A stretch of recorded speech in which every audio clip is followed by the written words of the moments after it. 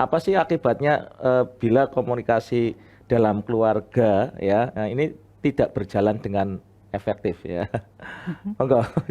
Sebagaimana aliran air ya, Iya. kalau dia terhambat oleh misalkan sampah gitu Iya. ya, tentunya air akan Mencari jalan. mencari jalan keluar, akan membobol tanggul atau justru mungkin malah menjadi erba ya, Iya. yang justru akan merugikan semuanya. Demikian pula di dalam keluarga.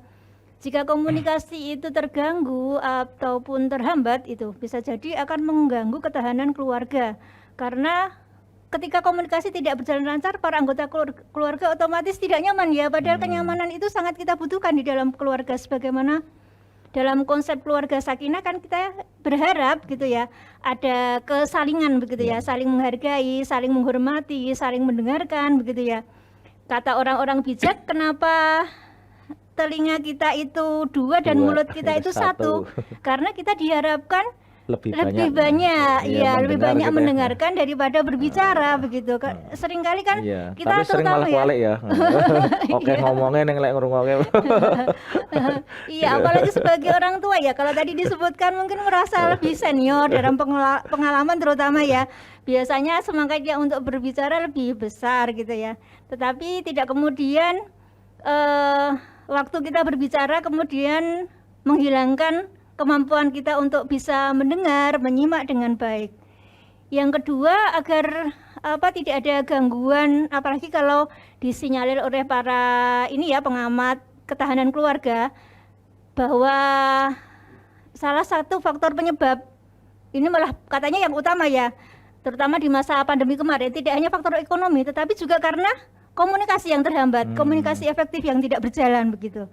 Jadi kalau misalkan kesulitan kita di dalam ekonomi itu kita alami, tetapi komunikasi kita tetap berjalan secara harmonis di dalam keluarga, insya Allah ini akan bisa tetap baik gitu ya. Iya, tetap baik dan bisa menemukan solusi di tengah terpuruknya ekonomi keluarga begitu. Jangan ketika lapar terus diam terus ngomong gitu ya. Ya lapar terus gitu ya. Nanti yang lain tidak tahu kalau kita lapar ya, kalau tidak kita ungkapkan ya. Makanya dalam komunikasi agar tidak terjadi hambatan, gangguan, itu juga semua anggota keluarga kita ajarkan untuk positive thinking gitu ya. Jadi kita selalu berprasangka positif kepada orang lain, kepada suami kita, kepada anak-anak kita gitu ya. Kenapa dia berbicara seperti itu? Ketika kita sudah a priori duluan misalkan ya, otomatis kita nggak mau mendengarkan kelanjutannya gitu ya. Ada baiknya kita berpositif thinking gitu ya. Apa benar apa yang diungkapkan suami saya itu, bagaimana persepsi saya misalkan begitu ya. Jangan-jangan apa yang saya persepsikan itu salah gitu ya.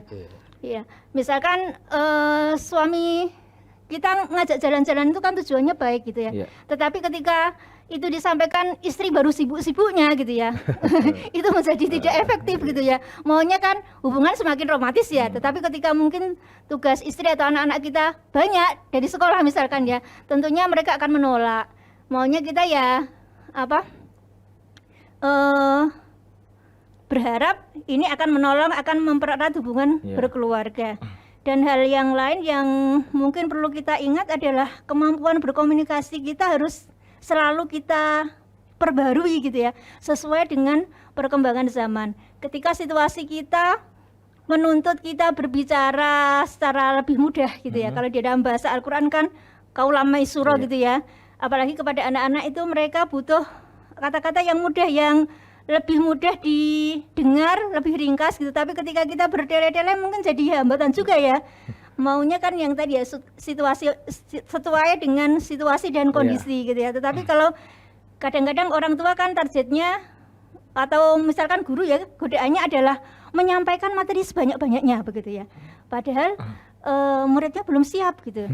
Itu tentunya malah akan membuat pikiran makin bertumpuk gitu ya. Jadi tidak semua hal yang kita inginkan itu bisa kita paksakan kepada orang lain, tetapi kita juga harus menimbang. Kalau orang-orang dahulu itu kan berpesan bahwa kita berbicara sesuai dengan ilmu yang dimiliki orang yang kita hadapi, sesuai dengan pengetahuan orang yang kita hadapi. Terutama kemudian Allah mengungkapkan salah satu firman-Nya, saya lupa ayatnya yang mana ya, tapi pernah mendengar ini kan. Jadi Rasul itu diutus Allah kepada kaum sesuai dengan bahasa kaumnya gitu, tidak dengan bahasa yang lain. Surat Ibrahim ayat 4 ya? Ayat saya lupa ayatnya berapa, tapi surat Ibrahim. Iya. Rasul setiap rasul itu diutus dengan bahasa umatnya. Iya, iya. Karena Jadi memang menyesuaikan kondisi umatnya lah ya. iya. Sesuai dengan situasinya juga begitu ya. Sesuai dengan apa yang mereka perlukan, karena Rasul Dan itu kan cara berpikir sebenarnya kan konteksnya cara berpikir umat. Oh gitu ya. Karena kemudian kalau kemudian memang setiap rasul itu pasti dia memiliki kemampuan futuristik Komunikasi. ya.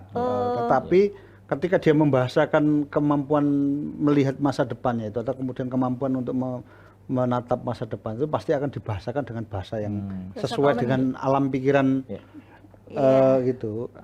Salah satu sifat Rasul itu kan tablik gitu ya.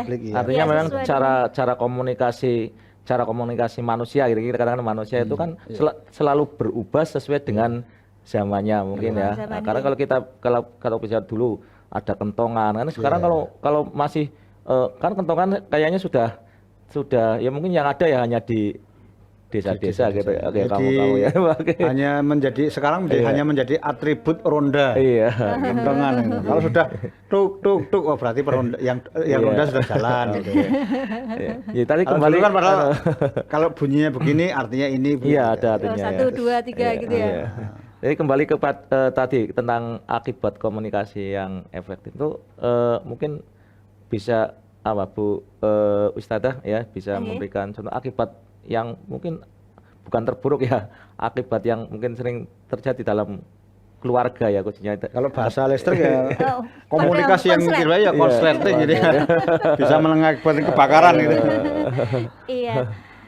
Kalau itu komunikasi tidak bisa berjalan efektif ya. Jadi kayak di air jadi air bah. Kalau listrik jadi kayak kebakaran gitu kan, konsleting gitu ya. Kita kan maunya orang tua itu kan anak mendapatkan yang terbaik dari kita sebagai orang tua begitu ya. Apalagi pendidikan itu kemudian berbasis kepada keluarga dan itu tertumpu kepada orang tua.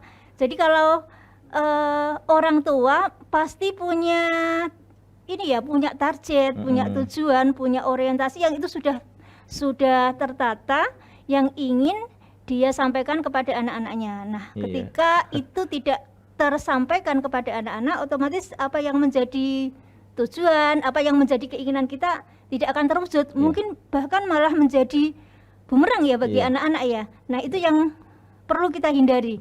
Kita berharap anak-anak kita mendapatkan yang terbaik, jadi orang sukses, jadi orang bahagia, dan tentunya ini harus selalu dipahami oleh orang tua bahwa kita harus paham dengan anak-anak kita agar mereka juga merasa diwongke ya, dimanusiakan. Apa yang menjadi suara mereka juga perlu kita hargai. Betul ya.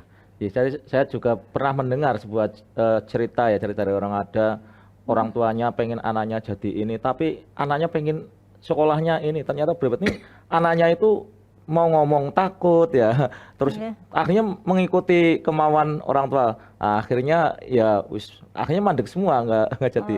Mungkin itulah karena komunikasi tidak bisa berjalan dengan efektif.